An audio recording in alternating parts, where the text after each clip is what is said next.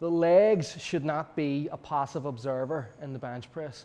Too many times I see people bench pressing and they're doing everything they can to lift a heavy weight, but their legs are just hanging out to dry. The lower body is where the most powerful and largest muscles in the body are. The human body in general is a synergist, meaning that it works best in a team, okay? So there's no such thing as isolation, okay? There's no such thing as isolation movements.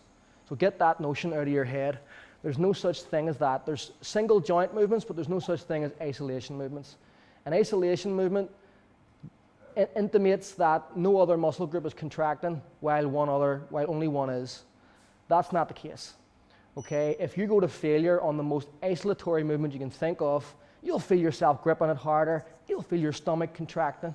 Feeling yourself gripping it at all proves my point. There's no such thing.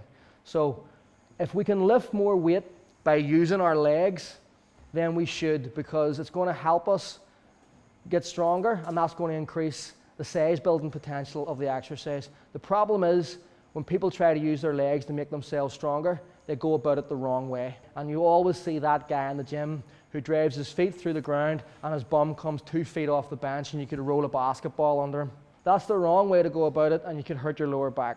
However, essentially what he's trying to do is not in essence wrong, he's just going about it the wrong way. So what I propose is this, know this.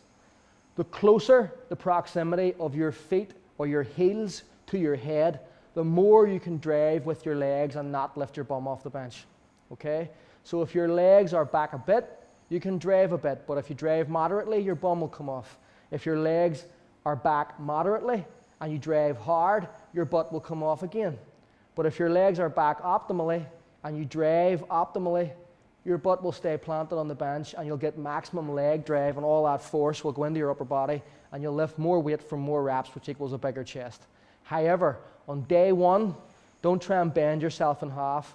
If you want to include this in your technique, build yourself up to it. But the important thing to remember here is that the legs should always be active during the bench press.